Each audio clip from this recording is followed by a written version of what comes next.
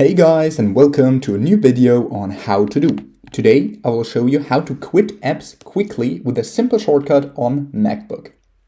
For this I've, for example, opened the Safari tab, and of course you can quit the app by just clicking on the red X right here.